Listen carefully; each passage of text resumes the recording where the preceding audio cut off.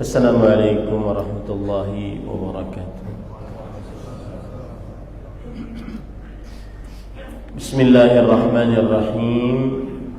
Innal hamdalillah nahmaduhu wa nasta'inuhu wa nastaghfiruh wa na'udzu billahi min shururi anfusina wa sayyiati a'malina. Man yahdihillahu fala mudilla lahu ومن يضلل فلا هادي له وأشهد أن لا إله إلا الله وحده لا شريك له وأشهد أن محمدا عبده ورسوله يا أيها الذين آمنوا اتقوا الله حق تقاته ولا تموتن إلا وأنتم مسلمون يا أيها الناس اتقوا ربكم الذي خلقكم من نفس واحدة وخلق منها زوجها وبث منهما رجالا كثيرا ونساء واتقوا الله الذي تساءلون به والأرحام إن الله كان عليكم رقيبا يا أيها الذين آمنوا اتقوا الله وقولوا قولا سديدا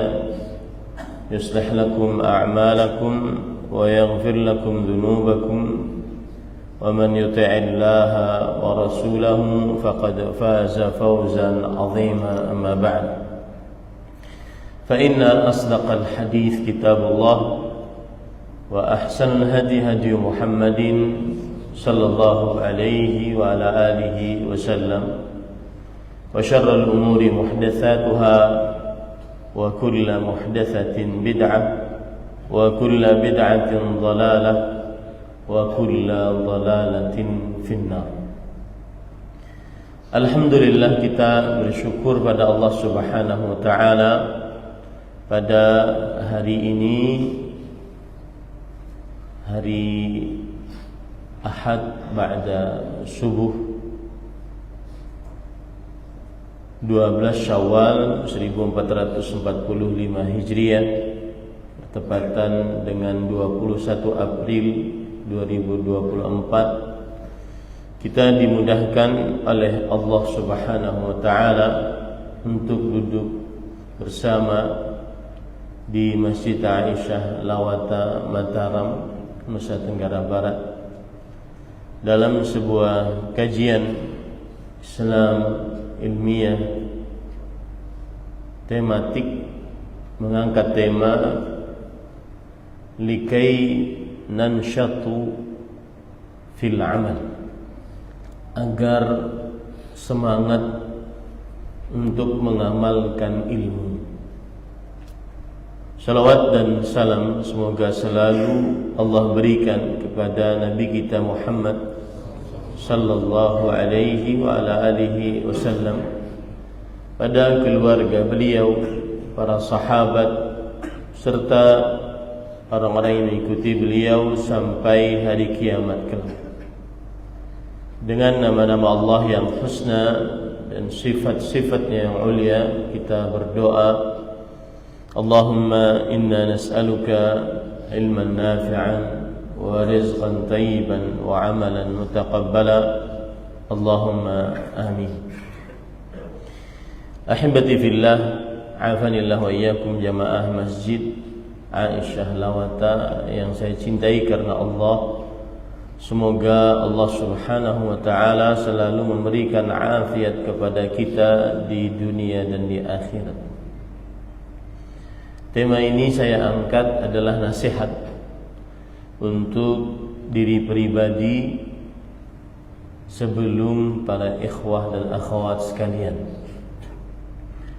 Nasihat artinya adalah iradatul khair lil mansuhilah, keinginan baik untuk yang dinasihati. Nasihat biasanya karena ada kekeliruan atau penyimpangan. Tema yang saya angkat likai nanshatu fil amal, agar kita semangat mengamalkan ilmu, nasihat terutama bagi yang sudah merasa duduk lama di majlis ilmu, terutama yang sudah merasa mengenal dakwah, terutama yang sudah merasa mengetahui seluk-beluk tauhidullah azza wa jalla, terutama yang sudah merasa menjadi pembela sunnah Rasulullah sallallahu alaihi wa alihi wasallam. Nasihat ini dikarenakan ada beberapa fenomena yang terjadi di antara para ikhwah salafiyin yang mengikuti dakwah salaf. Seperti misalkan di dalam perkara akidah, kita benar belajar tentang tauhid dengan tidak mensyirikkan Allah Subhanahu wa taala, tidak beribadah, berdoa kecuali hanya kepada Allah Subhanahu wa taala. Tapi terkadang tauhid tersebut tidak muncul inda syada'id, saat dalam keadaan-keadaan sulit, saat sulit ekonomi, sulit kesehatan, sulit permasalahan-permasalahan hidup. Tauhid itu tidak muncul. Kemudian nasihat ini dikarenakan juga di antara ikhwah salafiyin, bil khusus mungkin yang sedang berbicara di hadapan Bapak Ibu, sudah bermudah-mudah menganggap ringan perkara riya dan ujub, menampakkan amal atau memperbagus amal di hadapan manusia, terutama di zaman yang memang sangat dimudahkan untuk menampakkan amal. Padahal ulama-ulama terdahulu sangat jauh dari menampakkan amal dan memperbagusnya, apalagi sampai tingkat ujub, merasa amalnya sudah pasti diterima oleh Allah dengan tauhid yang dia pelajari. Bagaimana dibandingkan dengan Umar bin Khattab radhiyallahu anhu? Wa huwa man huwa, kata orang Arab. Dan siapakah Umar bin Khattab? Dengan kedudukannya yang sangat luar biasa. Beliau masih sempat-sempatnya bertanya kepada Hudzaifah ibn al-Yaman radhiyallahu anhu, "As-sammani Rasulullah sallallahu alaihi wasallam minal munafiqin?"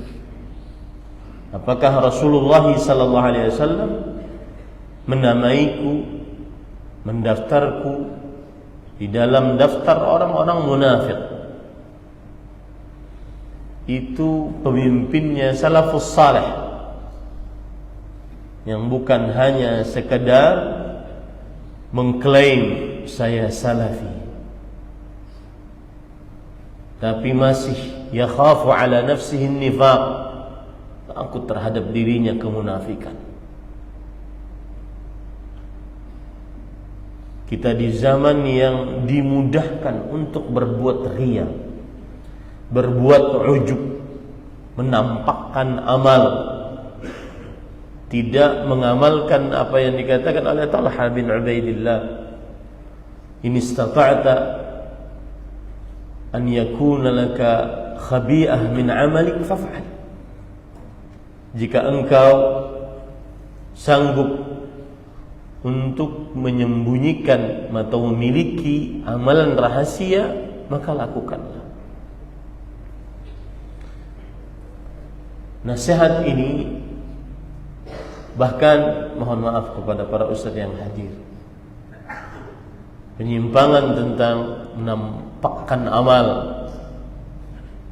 yang mungkin kalau seseorang yang sudah belajar tauhid di situ dia takut teriak di dalam.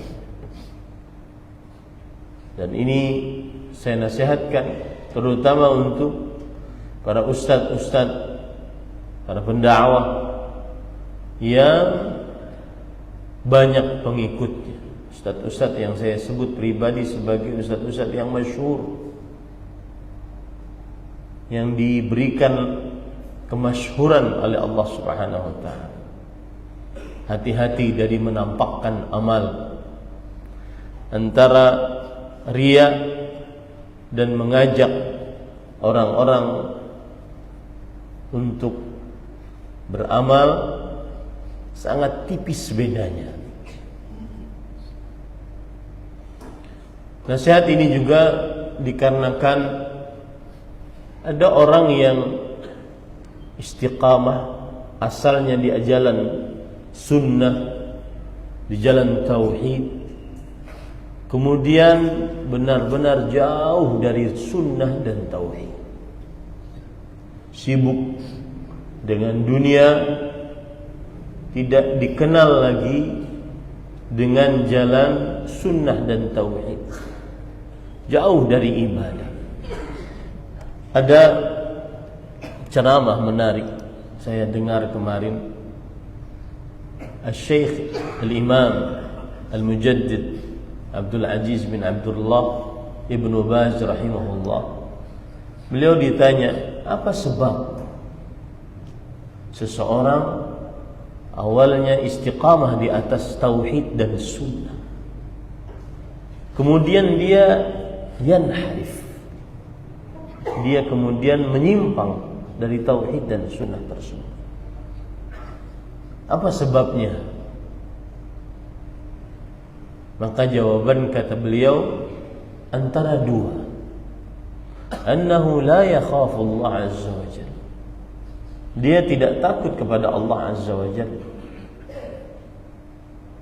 Bisababi adami ma'rifatihi billahi subhanahu. Disebabkan karena ketidaktahuan dia terhadap Allah subhanahu wa ta'ala. Sebab yang pertama. Sebab yang kedua yang menakjubkan, annahu ayyara ahadan minal 'asi. Dia menghina, merendahkan seseorang yang sedang bermaksiat. Lama kelamaan dia pun terjerus ke dalam maksiat tersebut. Sudah lama duduk ngaji, tahu haramnya musik, kemudian dia menghina, merendahkan orang yang mendengar musik. Lama kelamaan dia bermudah-mudah mendengarkan musik. Sudah lama duduk ngaji, merasa dirinya sudah suci, kemudian dia menghina orang yang melihat hal-hal yang diharamkan. Lama kelamaan dia meringankan dosa melihat hal yang diharamkan. Ubtuliya bima istahza'a minhu. Dia diuji dengan apa yang dia hina orang lain dengannya. Ini hati-hati. Dan ini jawaban yang sangat luar biasa dari Imam Ibnu Baz rahimahullah. Annahu ayyara ahadan minal 'asi. Dia menghina orang-orang yang tidak sholat. Ternyata lambat laun sholatnya semakin safnya semakin jauh, sholatnya di akhir waktu, sholatnya tidak berjamaah, bahkan sholatnya tidak ada kekhusyuan, kelezatan padanya.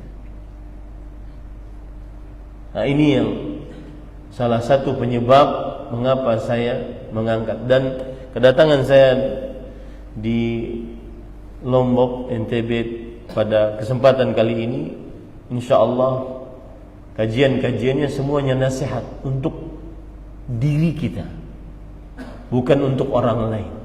Sudah sering kita membicarakan tentang syirik besar, bahkan dalam tahap mungkin menghina orang kadang.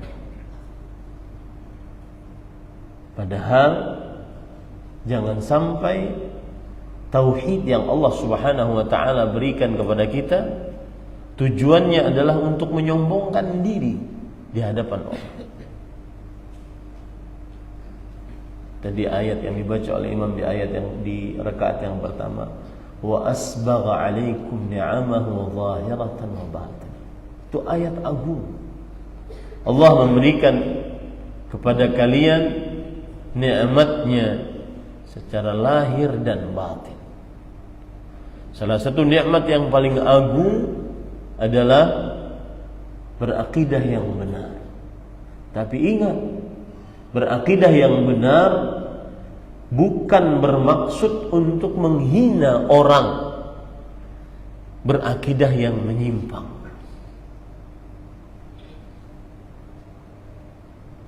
Kita mempelajari tauhid, ibadah agar tidak terperosok ke dalam syirik akbar, bukan untuk menghina orang yang terperosok dalam syirik akbar. Akan tetapi tujuan kita adalah selamat dari siksa Allah Subhanahu wa taala. Nah, ini yang harus diperhatikan.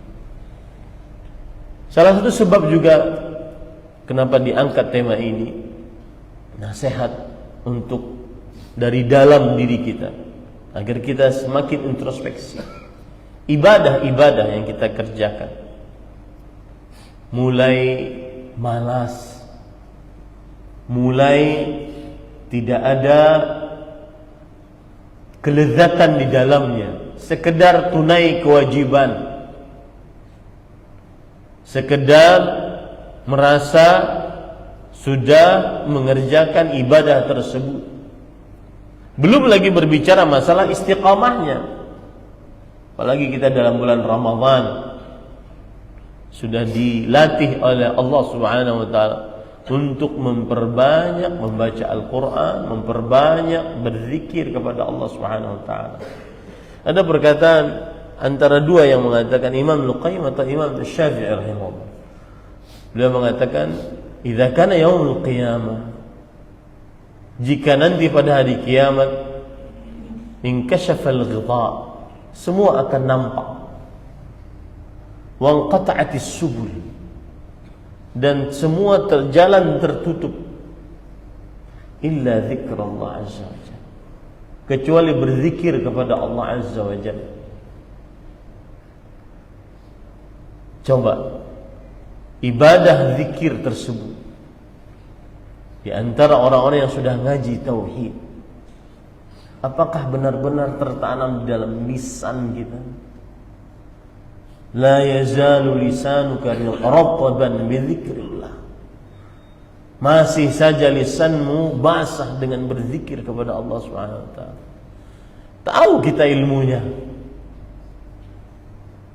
bahwasanya berzikir dengan yang tidak berzikir perbandingannya antara orang yang hidup dengan orang yang mati. Tahu kita ilmunya. Diamalkankah itu? Diamalkankah itu? Tahu kita ilmunya kalau hari Jumat memperbanyak bersalawat atas Rasul sallallahu alaihi wasallam. Tetapi mengapa sedikit sekali, bisa dihitung mungkin beberapa kali saja puluhan kali saja berzikir kepada Allah dengan bersalawat kepada Allah atas Rasulullah sallallahu alaihi wasallam di hari Jumat. Inna min afdali ayyamikum yaumal jum'ah fa aktsirus salata fihi alaihi. Sesungguhnya hari yang paling mulia di antara kalian, bagi kalian adalah hari Jumat, maka perbanyaklah bersalawat. Berapa banyak lisan yang kita ucapkan. Rasulullah SAW setiap kali bermajlis minimal 70 kali mengucap Rabbighfirli wa tub alayya innaka antat tawwabur rahim.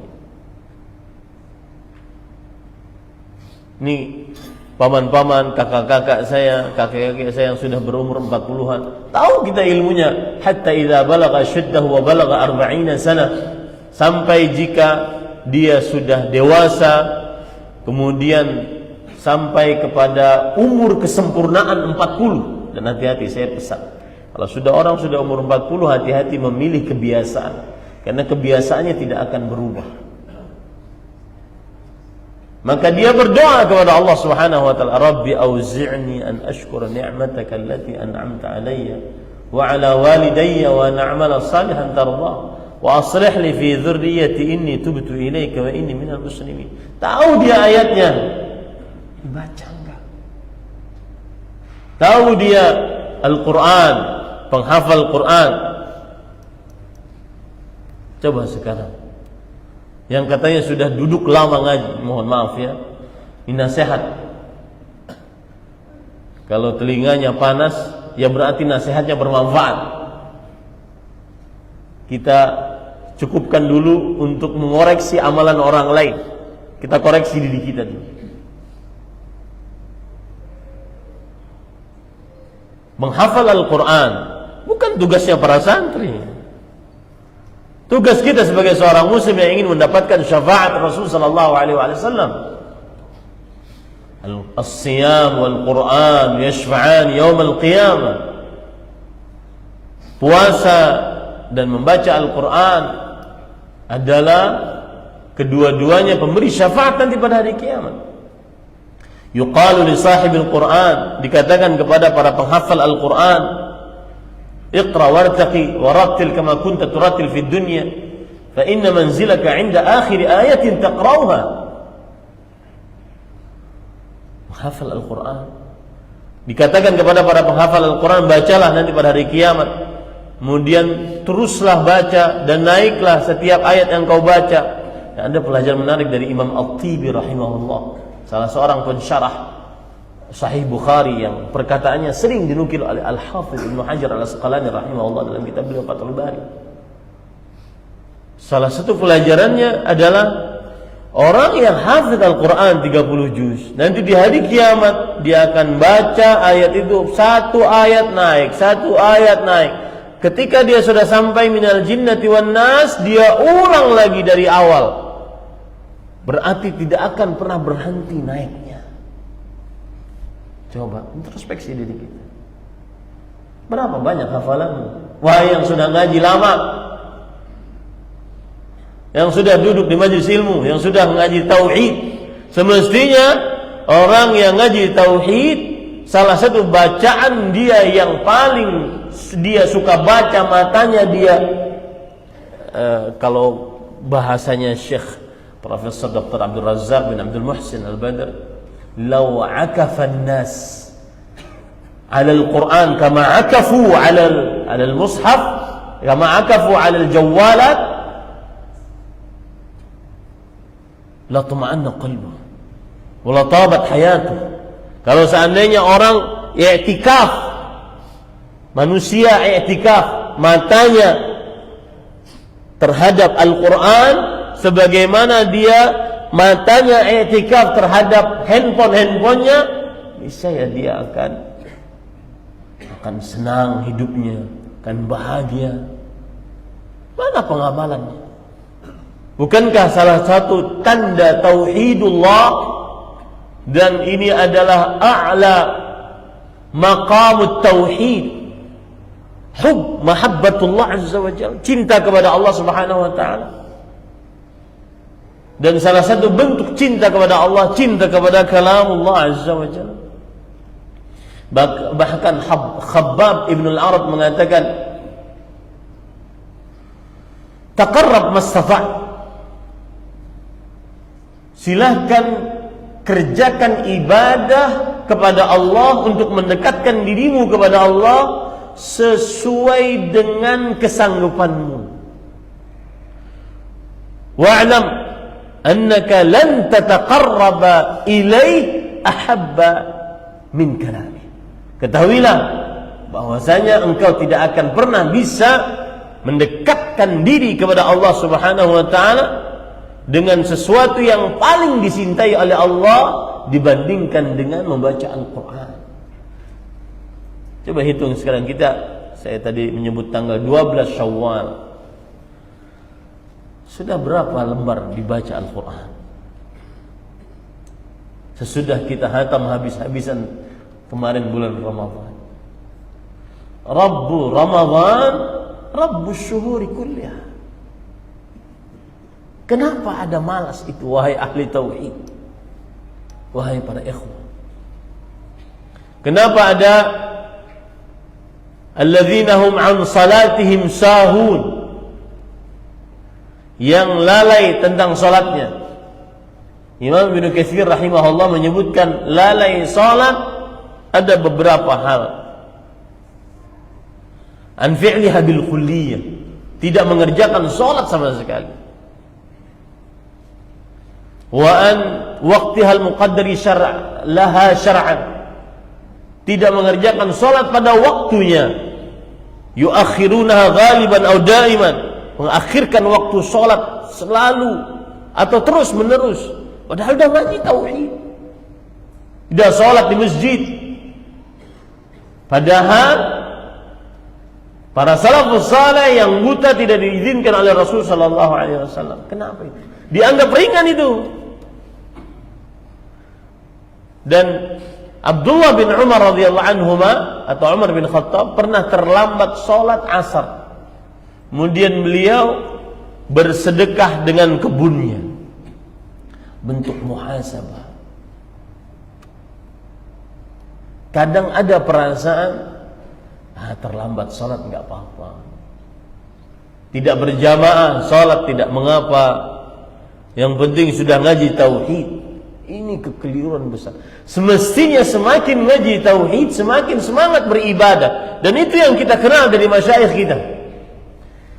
Saya pengalaman ini, dan sebenarnya di dalam dakwah tauhid atau dakwah salaf secara umum, kita jarang memuji orang yang masih hidup. Li'anna al-hayy la tu'man 'alaihi fitnah. Karena orang yang hidup tidak aman dari godaan. Tetapi ini istighnas lah. Ini hanya sekedar penyebutan. Mudah-mudahan syekh yang kita sebutkan diberikan istiqamah oleh Allah sampai akhir hayat. Suatu saat saya di Masjid Jami' Al-Barakah. Waktu itu daurah Profesor Dr. Ibrahim bin Amir Ruhail. Dan dari dulu saya mengenal beliau ahli ibadah.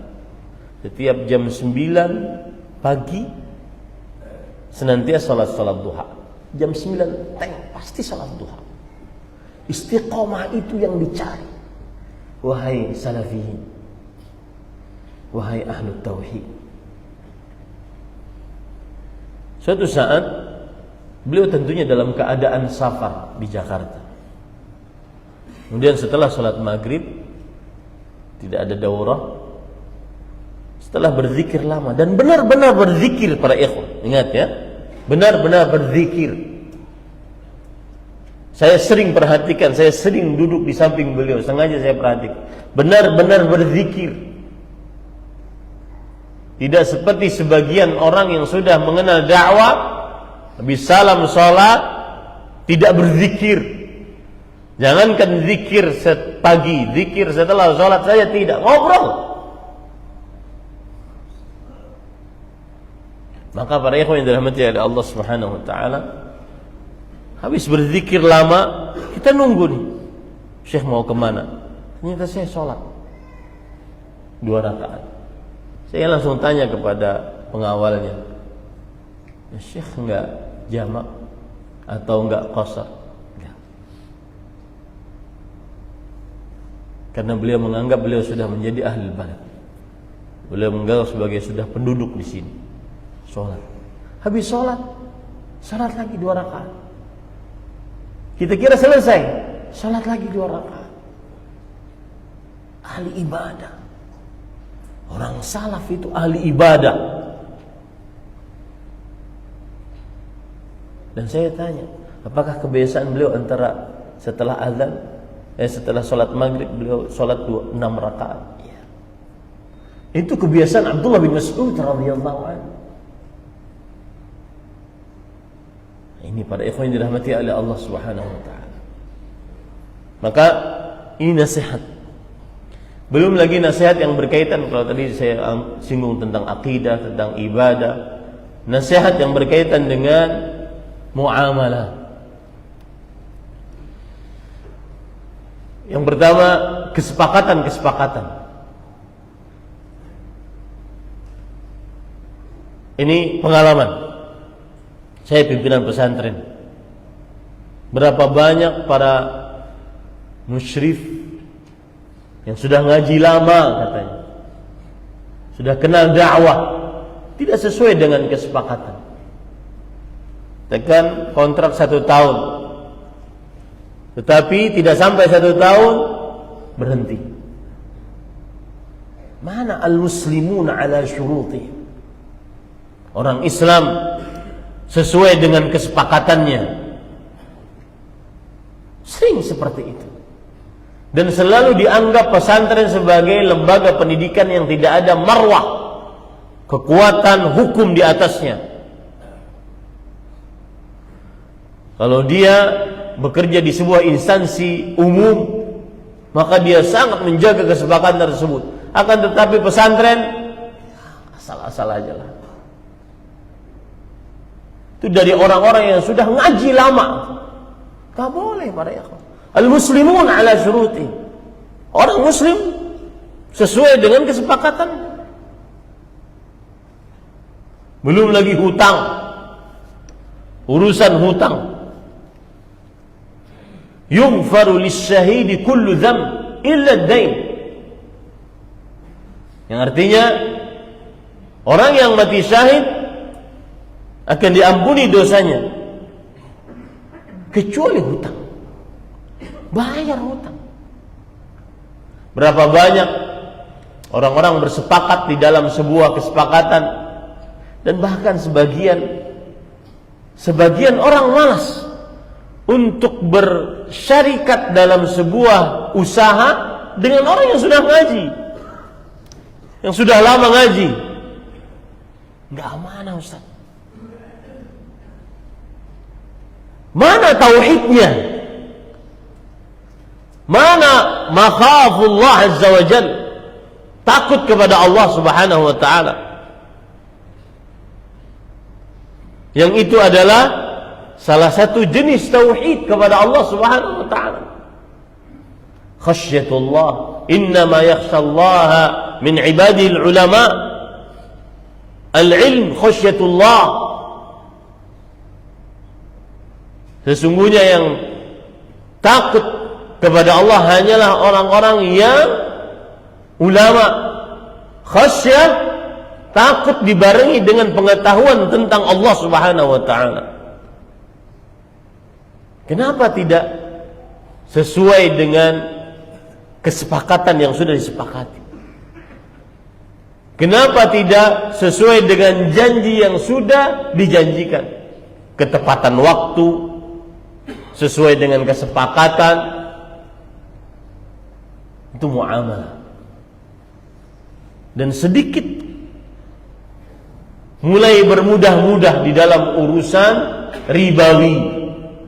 Dengan dalih saya sudah bertauhid, saya sudah mengenal dakwah, nanti bisa beristighfar. Nah ini hati-hati pada ikhwan yang dirahmati Allah. Kemudian tauhid, ibadah, muamalah. Termasuk muamalah di dalamnya adalah, ini heboh waktu itu, beberapa waktu yang lalu, sudah ngaji,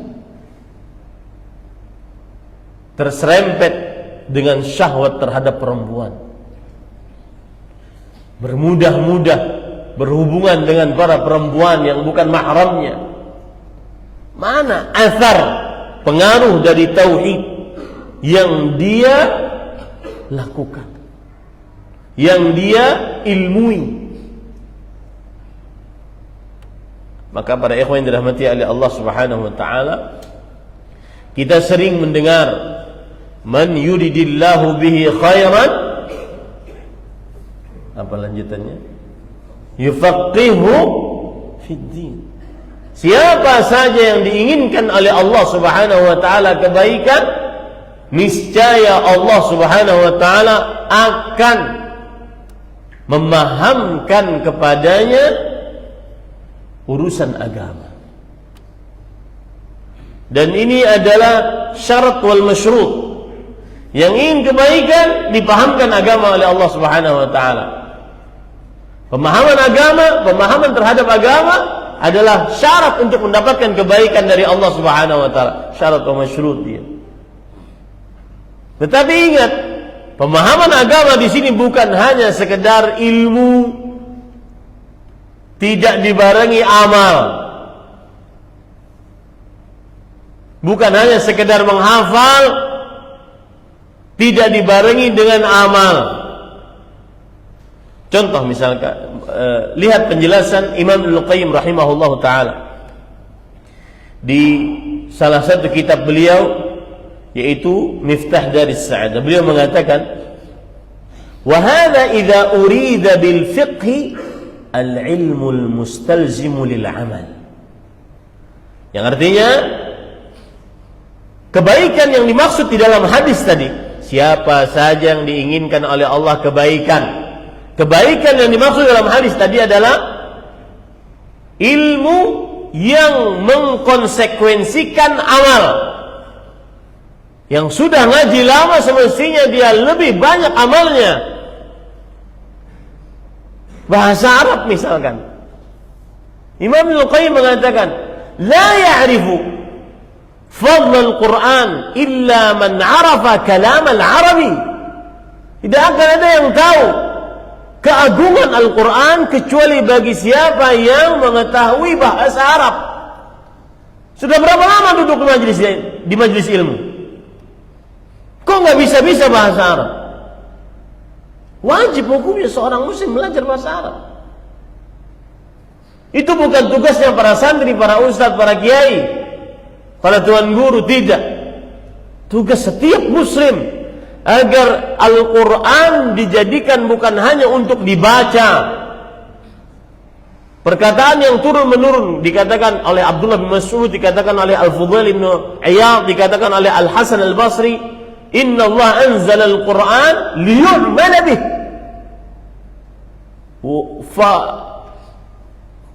Faqad ittakhadha an-nasu qira'atahu 'amalan. Allah menurunkan Al-Quran untuk diamalkan. Bagaimana bisa mengamalkan? Salah satu syarat utamanya adalah belajar bahasa Arab. Akan tetapi yang terjadi sekarang, orang menjadikan bacaannya sebagai amalan. Asal sekedar hafal, asal sekedar bagus tilawahnya, disawer lagi. Coba antum introspeksi diri. Saya ngaji berapa lama nih? Kok nggak bisa bahasa Arab? Aneh. Makanya para ikhwan yang dirahmati oleh Allah, beliau mengatakan, "Hadza idza urida bil fiqhi al-ilmu mustazimu lil amal." Kebaikan yang maksud dalam hadis tersebut adalah ilmu yang mengkonsekuensikan amal. Amma in urida bihi mujarradul ilm fala yadullu ala anna man faqaha fid din faqad urida bihi khairan. Adapun jika yang dimaksud hanya sekedar ilmu, sekedar hafal, sekedar tahu, pembagian tauhid ini, pembagian tabarruk ini, yang syirik ini, yang bid'ah ini, yang haram ini, pembagian tawassul yang disyariatkan seperti ini, yang tidak disyariatkan seperti ini, hanya sekedar tahu, maka tidak menunjukkan kepada siapa yang paham agama, maka sungguh ia diinginkan kebaikan oleh Allah Subhanahu wa taala. Amal, harus mengamalkan ilmu yang sudah diamalkan. Ini para ikhwan yang dirahmati oleh Allah Subhanahu wa taala. Timbul pertanyaan, Ustaz, bagaimana bisa mengamalkan ilmu tersebut? Maka jawabannya adalah harus ada dua hal. Yang pertama, pemberi motivasi. Yang kedua, pemberi peringatan. Motivasi terbaik untuk beramal atas ilmu yang diamalkan adalah hadis tadi. Siapa yang diinginkan oleh Allah Subhanahu wa taala kebaikan, maka Allah akan memahamkan agama kepadanya. Dan paham agama bukan hafal, bukan kenal, bukan tahu, tetapi setelah paham, setelah kenal, mengamalkan apa yang dikenal, mengamalkan apa yang diilmui dalam seluruh aspek kehidupan manusia muslim, dari akidahnya, ibadahnya, muamalahnya, adab dan akhlaknya. Ini para ikhwan yang dirahmati oleh Allah Subhanahu wa taala. Lihat lagi ayat yang senada dengan hadis tadi. Allah Subhanahu wa taala berfirman di dalam Al-Qur'an, "Man 'amila salihan min dzakarin aw untha wa huwa mu'min falanuhyiyannahu hayatan thayyibah wa lanajziyannahum ajrahum bi ahsani ma kanu ya'malun." Yang artinya, barang siapa yang beramal saleh, harus amalkan. Wahai yang sudah ngaji lama, harus mengamalkan ilmunya, tauhidnya diamalkan. Ketika berhadapan dengan ujian dari Allah Subhanahu wa taala, maka diamalkan tauhidnya. Dia harus yakin dengan kuasa Allah Subhanahu wa taala. Kemudian memohon pertolongan kepada Allah Subhanahu wa taala. Kemudian bersandar kalbunya kepada Allah Subhanahu wa taala. Baru setelah itu dia tenang dengan Allah Subhanahu wa taala. Hatinya tidak condong kepada sarana yang dia miliki. Ayat yang saya sebutkan dari surah An-Nahl ayat 97. Man 'amila salihan min dzakarin aw untha wa huwa mu'min. Siapa saja yang beramal saleh, tauhidnya diamalkan, ibadahnya diamalkan, baca Qur'annya, berzikirnya, yang sudah mulai lalai. Dan para ikhwah subhanallah, ini salah satu PR di lembaga pendidikan, dan ini sebenarnya bermuara kepada tauhid. Sebagian para santri yang sudah lulus di pesantren tidak berdakwah, kurang himmah dakwahnya, kurang himmah dakwahnya. Yang ada dalam benaknya adalah duit. Lulus ke pesantren atau lulus Universitas Islam, baik di Saudi ataupun yang di mana, pulang ke negaranya, kemudian sibuk dengan dunia. Jadi mutawifkah di Arab Saudi, jarang turun ke dunia dakwah. Santri-santri yang kita harapkan untuk mengganti para ustadz sekarang, cuma berapa ratus yang sudah lulus. Kemana mereka? Kenapa itu bisa terjadi? Karena tadi tidak mau mengamalkan apa yang sudah diilmui. Allah Subhanahu wa taala berfirman tadi, "Man 'amila salihan min dzakarin aw untha wa huwa mu'min, falanuhyiyannahu hayatan thayyibah wa lanajziyannahum ajrahum bi ahsani ma kanu ya'malun." Siapa yang mengerjakan amal soleh baik laki-laki dan perempuan dalam keadaan beriman, maka sesungguhnya kami akan berikan kepadanya kehidupan yang baik, dan sesungguhnya kami berikan balasan kepada mereka dengan pahala yang lebih baik dari apa yang telah mereka kerjakan. Berarti ayat ini senada dengan hadis tadi. Seseorang wajib mengamalkan ilmunya.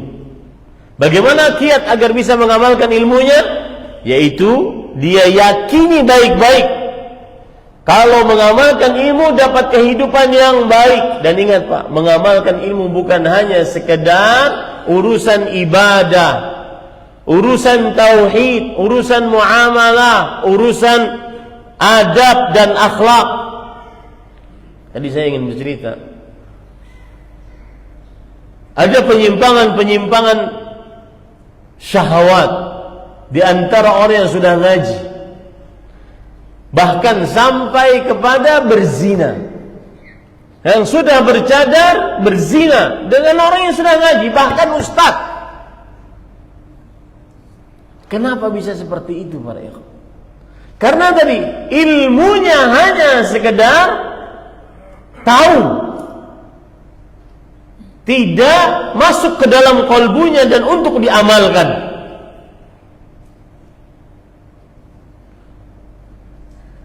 Hadir di majelis ilmu, diberitahukan tentang faidah-faidah tentang membaca Al-Quran, tetapi bacaan Al-Qurannya tidak lebih banyak daripada bacaannya terhadap media sosialnya. Nah ini para ikhwah, ini PR kita bersama agar menjadi seorang yang ahli ibadah. Kemudian para ikhwan yang dirahmati oleh Allah Subhanahu wa taala, yang menjadikan kita juga semangat untuk beramal atas ilmu, bahwa kita diciptakan oleh Allah Subhanahu wa taala adalah untuk beribadah kepada Allah Subhanahu wa taala. Allah Subhanahu wa taala berfirman dalam surah Az-Zariyat ayat 56, "Wa ma khalaqtul jinna wal insa illa liya'budun." Tidaklah kuciptakan jin dan manusia kecuali untuk beribadah kepadaku. Ma harfu nafi, illa istidrak ala nafi. Dan al-itsbat ba'da nafi yadullu ala al-ikhtisas. Penetapan setelah peniadaan menunjukkan kepada pengkhususan. Hei manusia, tidak ada tujuan lain aku menciptakanmu kecuali hanya untuk beribadah kepadaku. Perbanyak ibadah kepada Allah Subhanahu wa taala.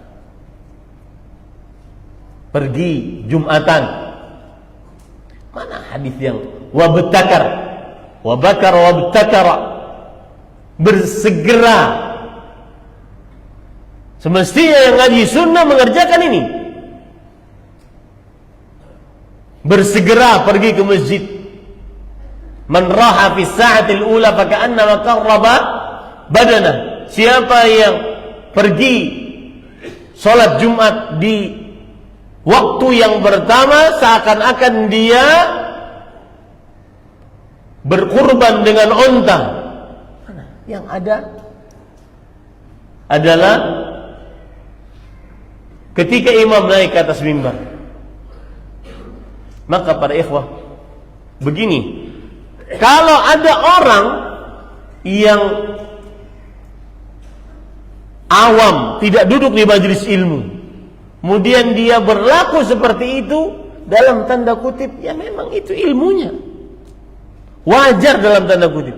Tapi kalau ada orang yang sudah duduk lama di majelis ilmu, kemudian dia terlambat datang Jumatannya, maka maka ini dipertanyakan ilmu yang dia miliki. Para ikhwan, ini saya dengan contoh-contoh ya, agar kita tahu bahwa yang saya maksud seperti itu. Ini adalah hal yang kedua, bahwa tujuan penciptaan kita di dunia ini adalah ibadah kepada Allah Subhanahu wa ta'ala. Kemudian yang ketiga, agar semangat beramal ibadah adalah ilmu yang kita miliki akan dimintai pertanggungjawaban oleh Allah Subhanahu wa ta'ala. Akan dimintai pertanggungjawaban atas ilmu yang dimiliki. Diamalkan atau tidak. Sebagaimana hadis riwayat Imam Tirmidzi. Rasulullah sallallahu alaihi wasallam bersabda, "La tazulu qadama 'abdin yaumal qiyamah hatta yus'ala an arba'." Tidak akan bergerak kedua telapak kaki seorang hamba pada hari kiamat sampai ia ditanya tentang 4 perkara. An ilmihi madza 'amila bih, tentang ilmunya, dengan apa dia amalkan ilmu tersebut. Ilmu tauhidnya. Seperti misalkan, ini kan saya contoh ya. Jadi mohon maaf kalau seandainya banyak contoh. Tapi ingat, poin kita adalah kiat agar semangat beramal. Contoh yang sudah tahu bahwasanya Allah, alam ya'lam bi anna Allah yara. Apakah ia tidak mengetahui bahwa Allah melihat? Kenapa masih bermudah-mudah untuk melihat yang haram? Alam ya'lam bi anna Allah yara. Itu kan tauhid para ikhwah. Itu kan tauhid asma' was sifat. Al-alim, as-sami', al-basir. Itu nama-nama Allah Subhanahu wa ta'ala husna. Kemudian dari nama-nama tersebut kita ambil sifat bahwasanya Allah memiliki ilmu, Allah memiliki sama', Allah memiliki basar yang tidak ada batasannya. Kenapa masih terjadi hal berlezat-lezat melihat yang haram? Padahal sudah lama ngaji tauhid. Ini para ikhwah. Dan itu akan dimintai pertanggungjawaban oleh Allah Subhanahu wa ta'ala kelak nanti pada hari kiamat. Sudah tahu innal sidqa yahdi ilal bir wa innal birra yahdi ilal jannah wa la yazalu ar-rajul yasduqu wa yataharra as-sidqa hatta yaktaba 'inda Allah siddiqan. Tahu hadisnya itu. Sesungguhnya kejujuran menghantarkan kepada kebaikan, kebaikan menghantarkan kepada surga, surga masih saja seseorang berbuat jujur sampai ditulis oleh Allah Subhanahu wa ta'ala sebagai golongan yang siddiq. Tahu hadisnya itu. Tapi kenapa ketika jual beli, ketika terjadi kesepakatan, tidak mau jujur? Bahkan sebagaimana yang sudah saya singgung tadi, sebagian orang takut bermuamalah dengan orang yang sudah mengenal dakwah. Sebagian orang takut bermuamalah maliyah, harta, dengan orang yang sudah mengenal dakwah. Enggak dibayar, hutang enggak dibayar. Pakai password afwan akhi, afwan akhi, bahaya ya akhi, bahaya. Tauhidmu tidak akan manfaat jika engkau mempunyai hukukul ibad. Bahkan semestinya tauhidmu, dengan tauhid tersebut seseorang mengagungkan hak hamba-hamba Allah Subhanahu wa ta'ala. Karena kita bertauhid. Ini para ikhwan yang dirahmati oleh Allah. Kemudian yang keempat, harus kita yakini agar semangat kita mengamalkan ilmu yang telah kita miliki, murka Allah Subhanahu wa ta'ala bagi yang tidak mengamalkan ilmunya. Murka Allah Subhanahu wa ta'ala. Allah Subhanahu wa ta'ala berfirman, Ya ayyuhalladzina amanu lima taquluna ma la taf'alun kabura maqtan 'inda Allah an taqulu ma la taf'alun. Wahai orang yang beriman, mengapa kalian mengucapkan apa yang tidak kalian amalkan? Besar murka Allah Subhanahu wa taala jika kalian mengucapkan apa yang tidak kalian amalkan. Surah As-Saff ayat 2 sampai 3. Allah berfirman juga, "Ta'muruna an-nas bil birri wa tansawna anfusakum wa antum tatluna al-kitab afala ta'qilun?" Apakah kalian mengajak kepada manusia kebajikan dan kalian lupa terhadap diri kalian sendiri padahal kalian mempelajari Al-Qur'an? Apakah kalian tidak memikirkannya? Ini para ikhwan yang dirahmati oleh Allah Subhanahu wa taala. Allah juga berfirman dalam surat Hud ayat 88 menceritakan tentang Nabi Syuaib, "Wa ma uridu an ukhalifakum ila ma anhaakum an." Aku tidak ingin menyelisihi kalian kepada apa yang aku larang atas kalian.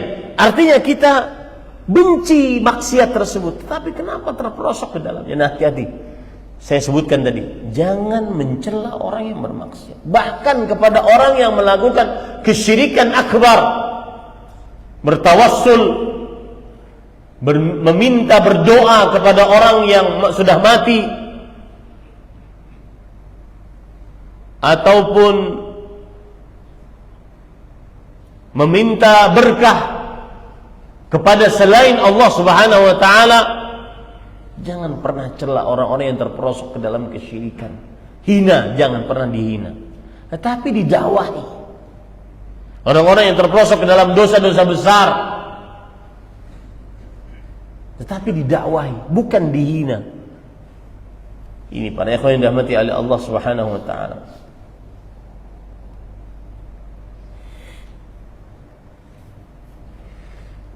Kemudian yang kelima, agar semangat beramal ibadah, bersedekah, kemudian berbuat baik, dermawan. Orang yang sudah ngaji semestinya sangat dermawan, sangat dermawan, karena dia tahu bahwasanya harta yang dia miliki ini adalah harta ahli waris, harta yang sebenarnya adalah yang dia jalankan di jalan Allah Subhanahu wa taala. Antum sekarang bikin perbandingan persentase. Harta saya di dunia sekarang berapa? Harta saya yang tabung di akhirat berapa? Beramal. Orang ahli tauhid senantiasa dia ahli sedekah. Ingat tuh baik-baik.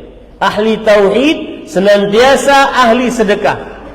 Coba anda perhatikan surah Al-Baqarah ayat 255 dan sebelumnya surah Al-Baqarah ayat 254. Ya ayyuhalladzina amanu anfiqu mimma razaqnakum. Wahai orang beriman, bersedekahlah kalian dari apa yang telah kami berikan rezeki kepada kalian. Setelah ayat 254, Allah menyebutkan kuasanya. Tauhid ini. Tauhid. Kuasanya. Ayat kursi, Allahu la ilaha illa huwal hayyul qayyum. Kemudian Allah menyebutkan tentang kuasanya, bisa menghidupkan orang yang sudah mati. Kemudian Allah Subhanahu wa taala menyebutkan tentang kisah Nabi Ibrahim yang minta diperlihatkan kuasanya, bagaimana engkau menghidupkan orang yang sudah mati dengan perumpamaan dengan burung yang dipotong-potong. Setelah itu semua Allah Subhanahu wa taala menyebutkan mathalul ladzina yunfiquna amwalahum fi sabilillah. Seakan-akan Allah ingin mengatakan kepada kita, hai orang yang bertauhid, semestinya kalian ahli sedekah karena kalian paling paham tentang kuasa Allah Subhanahu wa taala. Unfiq alaih. Sedekahlah, aku akan sedekahkan kalian. Aku akan ganti sedekah kalian. Bukan bakhil. Bakhil salah satu jenis kurangnya orang tersebut tentang keyakinan dia tentang kuasa Allah Subhanahu wa taala. Ini para ikhwan yang dirahmati oleh Allah Subhanahu wa taala. Allah Subhanahu wa taala berfirman di dalam Al-Qur'an tentang orang yang beramal, maka dia akan masuk ke dalam surganya Allah Subhanahu wa taala. Dalam surah An-Nahl ayat 32. Salamun alaikum udkhulul jannah bima kuntum ta'malun. Keselamatan atas kalian, masuklah kalian ke dalam surga.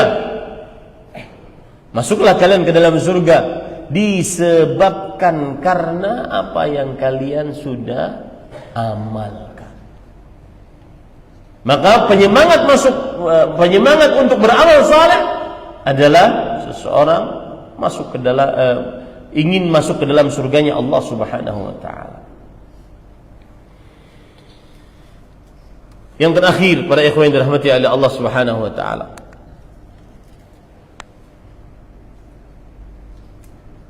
seseorang agar semangat untuk beramal ibadah, dan ini adalah nasihat untuk yang malas. Malas Ustaz, saya pernah ketemu dengan orang, alhamdulillah Ustaz, saya sekarang sudah semangat lagi baca Quran. Asalnya malas, duduk di majelis ilmu juga malas. Heran kalau seandainya ada orang marra alaihi yaum wa la yaqra'u fihi al-Quran. Dia lewat satu hari tidak baca satu huruf pun dari Al-Quran. Itu aneh. Ngaku sudah ngaji.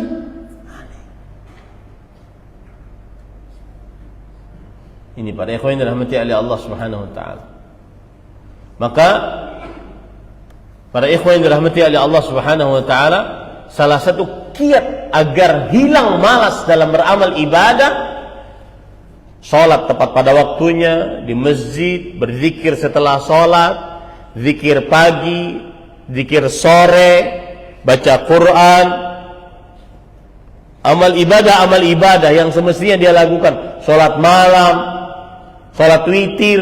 Ini sudah 12 hari kita melewati bulan Ramadan. Bahkan ada sebagian malam lebaran tidak salat witir. Setelah 1 bulan penuh digembleng, dididik habis-habisan untuk salat malam dan salat witir. Malam lebaran. Ustaz, kan gak wajib. Ya akhi, kita tidak berbicara tentang wajib atau tidak. Kita berbicara tentang istiqamah dan pengamalan terhadap ilmu, terutama bagi yang sudah lama ngaji, yang sudah lama mengetahui majlis ilmu, majlis dakwah. Maka para ikhwan yang dirahmati oleh Allah Subhanahu wa taala, salah satu kiat utamanya adalah ingat surganya Allah Subhanahu wa taala. Karena kadang ada orang dia malas beribadah karena terlalu mencari dunia. Bahasa Arabnya al-inhimaq fid dunya. Malas beribadah karena terlalu sibuk dengan dunianya. Tidak ada waktu untuk duduk di masjid bertafakkur, antara azan dan iqamah berdoa. Kemudian salat qabliyah ba'diyah, ini juga ini termasuk salat qabliyah ba'diyah. Selalu terlambat, masbuk paling terakhir. Kapan tuh masbuk paling terakhir? Datang pas imam lagi tasyahud. Masbuk paling terakhir. Ngakunya ngaji salaf. Nah ya. Nah ini para ikhwan yang dirahmati oleh Allah, mudah-mudahan bermanfaat.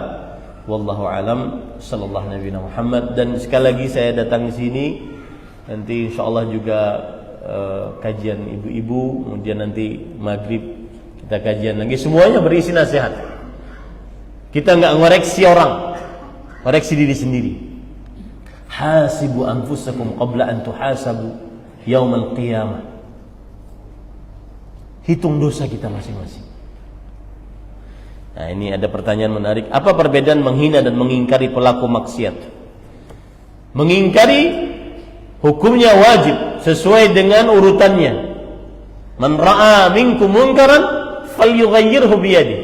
Siapa di antara kalian yang melihat kemungkaran, rubahlah dengan tangannya. Fa illam tastati' fa bilisani. Kalau tidak bisa, dengan lisannya dia rubah kemungkaran tersebut. Fa illam yastati fa biqalbihi wa dzalika adhaful iman. Kalau seandainya dia tidak bisa, maka dia rubah dengan kalbunya, itulah selemah-lemah iman. Lihat di situ, fal yughayyirhu, rubahlah, bukan fal yastahzi bi, bukan dihina, dirubah, didakwahi, bukan dihina. Ini dasar nggak paham nih, dasar orang bodoh semua ini melakukan kesyirikan, minta kepada orang, kepada makhluk yang sudah mati. Dakwahi dengan ayat Al-Quran, dakwahi dengan hadis Rasul sallallahu alaihi wasallam. Jelas jauh bedanya antara menghina dengan mengingkari. Yang disebutkan di dalam hadis, fal yughayyirhu, rubahlah. Kuntum khaira ummatin ukhrijat lin-nas ta'muruna an-nasa bil ma'ruf wa tanhauna 'anil munkar. Mencegah kepada kemungkaran, mengingkari kemungkaran, bukan menghina pelaku maksiat. Hati-hati para ikhwan yang dirahmati oleh Allah Subhanahu wa taala. Kenapa para ikhwan? Karena kita tidak tahu hidayah Allah Subhanahu wa taala. Makanya kan Allah murka kepada orang yang mengatakan, wallahi la yaghfirullahu lak, demi Allah, Allah tidak mengampuni dosa. Itu ada di dalam kitab tauhid para ikhwan. Itu ada dalam kitab tauhid, sering kita tahu. Kemudian Allah berfirman, man dalladhi yata'alla alayya, siapa yang mendahului aku, anni la aghfir li fulan, bahwa aku tidak mengampuni fulan yang ahli maksiat. Laqad ghafartu lahu wa ahbattu amalak, sungguh aku telah mengampuni dosa pelaku dosa ini karena dia sudah bertobat, dan aku akan hapuskan ganjaran pahalamu. Kenapa? Karena engkau ujub dengan amalmu.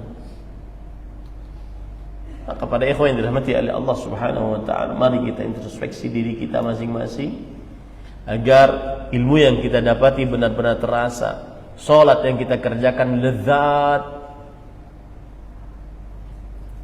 Kemudian belum lagi urusan lisan. Allahu akbar.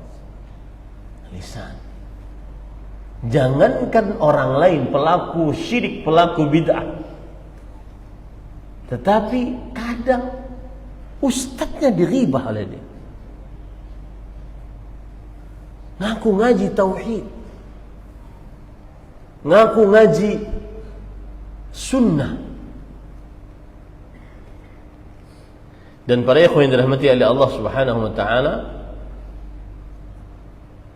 ada perkara yang menarik. Saya sudah sampaikan kalau tidak salah di bulan Ramadan kemarin, yaitu perkataan Abdullah bin Mas'ud radhiyallahu anhu. Ini berkaitan dengan lisan tadi, mengamalkan, menjaga lisan. Di dalam sistem penulisan pahala dan dosa, semestinya seorang muslim bisa dipastikan pasti lebih banyak pahalanya dibandingkan dosanya. Bisa dipastikan ini. Kalau kita lihat hadis yang dihafal oleh para santri dari Arba'in Nawawi, innallaha katabal hasanat was sayyi'at thumma bayyana dzalik. Allah menulis penulisan pahala dan penulisan dosa, manajemen penulisan pahala dan manajemen penulisan dosa. Penulisan pahala amal soleh bagaimana? Satu niat amal soleh yang belum dikerjakan akan ditulis oleh Allah sebagai amal soleh yang sempurna pahalanya, padahal belum dikerjakan, baru niat. Jadi kalau antum niat, ya Allah saya berniat untuk mati di jalan Allah, mati syahid, maka itu ditulis oleh Allah kalau belum dilaksanakan sebagai pahala yang sempurna. Ya Allah, saya berniat kalau saya kaya membangun masjid besar. Ya Allah, kalau saya kaya, ini saya bercita-cita kaya nih. Ya, karena hidup miskin untuk beramal susah. Wallahi. Saya ingin tuh kalau kaya, ya ada orang di samping, Pak, sudah umrah Pak? Belum Ustaz. Mau umrah Pak? Silakan urus Pak ya. Semuanya dari saya. Wah, kan enak banget. Itu baru niat aja sudah dapat pahala sempurna. Kalau teramalkan dikalikan 10 kali lipat. Beda dengan dosa. Niat untuk berdosa tidak diamalkan dosanya, dituliskan pahala sempurna. Kalau dia lakukan dosanya, maka dituliskan 1 dosa saja.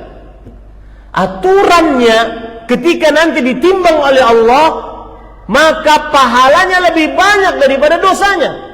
Tetapi kata Abdullah bin Abbas, wail liman ghalabat wahadatuhu asyaratih. Sungguh celaka bagian satunya mengalahkan bagian 10-nya. Aneh. 1 dosa mengalahkan 10 kali lipat pahala. Kenapa?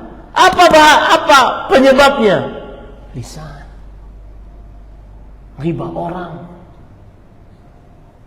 Dengan dalih ingkar mungkar.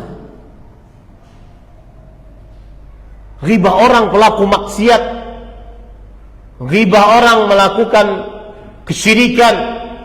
Dengan dalih ingkar mungkar, tapi yang ada adalah istihza, menghina. Hati-hati para ikhwan yang dirahmati oleh Allah Subhanahu wa taala. Yang wajib kita lakukan adalah mendakwahkan yang benar, amar ma'ruf nahi munkar, bukan menghibah orang.